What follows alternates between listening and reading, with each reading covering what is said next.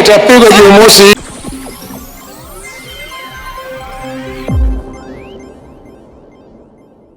Ladies and gentlemen, welcome to VKB Classic Media TV. Today we dive into one of the most anticipated political battles in Africa. Raila is bid for the African Union Commission chairperson. Will history repeat itself, or will he finally break the cycle? Can he outmaneuver his opponents, or is another heartbreak in the making?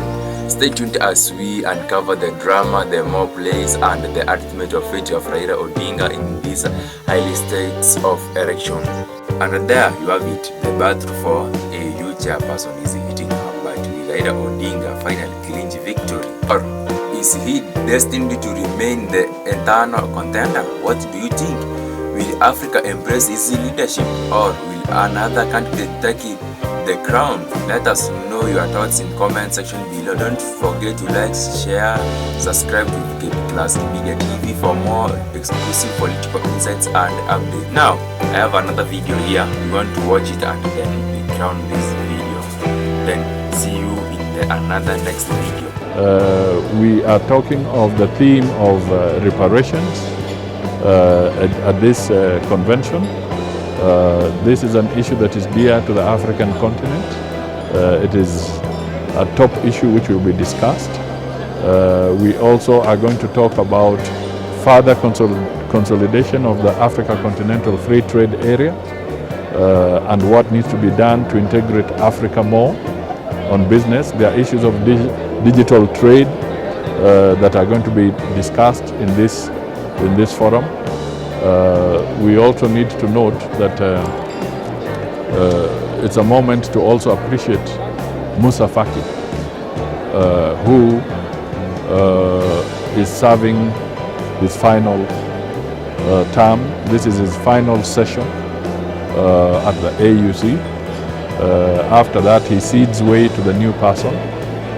And we want to congratulate him and thank him for the effort he has put in over the years. I would also point out that this is also a moment where Dr. Adesina of the African Development Bank will also be making his last appearance in that capacity in this session, because also for him, his term as the African Development Bank president will be coming to an end, and the elections will be held later this year away from this summit. There's a different process. But these two prominent personalities of Africa are attending this session for the last time. And therefore, it is a convention, a summit that is of very big significance. And it offers us an opportunity for moving forward to the next step. The Kenyan President Ruto, is also the champion on AU reforms. He's also the champion on matters of climate change within the African Union. So he has to present reports in this context. Apart from that, you will recall that only a few days ago, President Ruto, as chair of the East African Community, jointly with his counterpart, President Mnangagwa of Zimbabwe, who is the chair of SADC, convened a joint SADC and East African Community sitting in Dar es Salaam to deliberate on the security situation in DRC and to make proposals on how to silence the guns. It is expected that this report of the meeting in Dar es Salaam shall also be presented to the African Union Summit.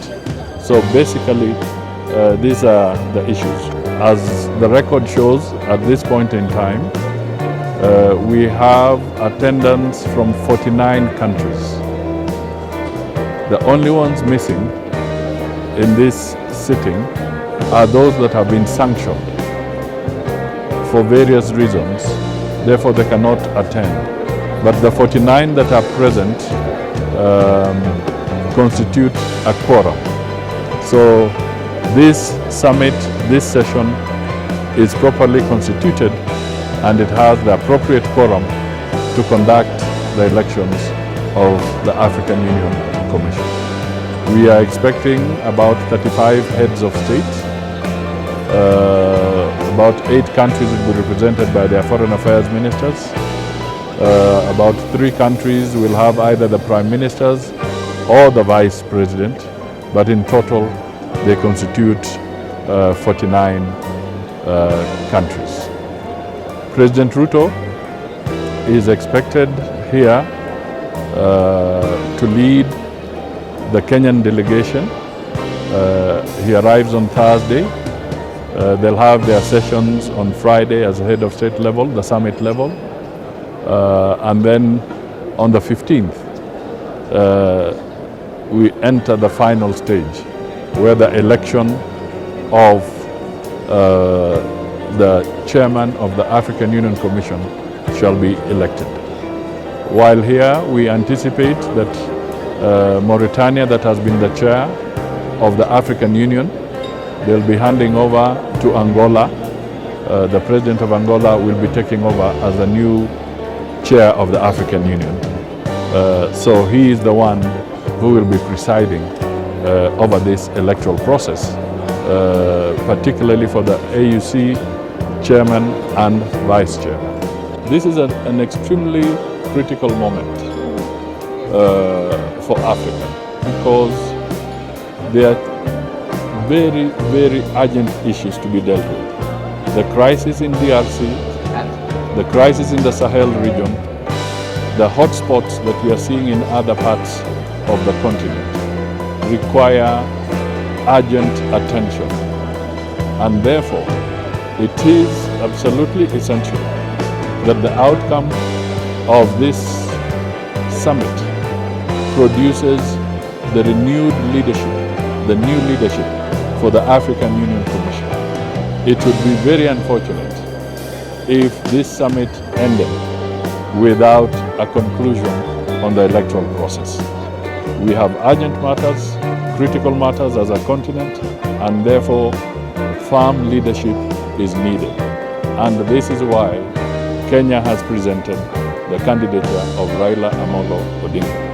We need a strong voice in this moment of crisis. We need a unifying factor. We need a Pan-Africanist who can talk and engage at the very high level with the various leaders in the conflict-prone zones. So peace and security is a top priority. I think I would say that the prospects for President for Honorable Raila to capture the seat are very, very high. He has campaigned very extensively on the African continent. President Ruto has given him all the support. He has gotten all the support and encouragement from the President of Kenya. I have played my role as Minister for Foreign Affairs as well. Our ambassadors have played their role, including the ambassador here, and we believe we have canvassed effectively to give victory to Raila Odinga. My appeal to the Kenyans is that it is a very anxious moment, but the voting will have to take place. It is by secret ballot. Let us hold our horses and put Raila into prayer so that he can attain the victory that we all so desire. Many Kenyans have come out of their own volition. I know some people were asking me about what is the size of the Kenyan delegation. But I want to say that the level of anxiety and patriotism is very high.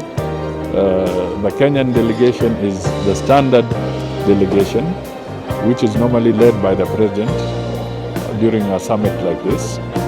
But there are so many Kenyans who, out of their own pocket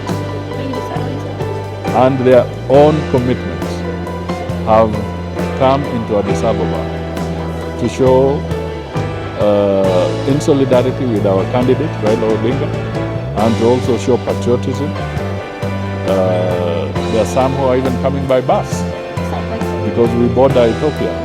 So they've chosen to hire their own buses and come to Addis Ababa. So that is something that we cannot wish away, and we thank them for all this support and for the enthusiasm they're showing in support of Kenya's candidate.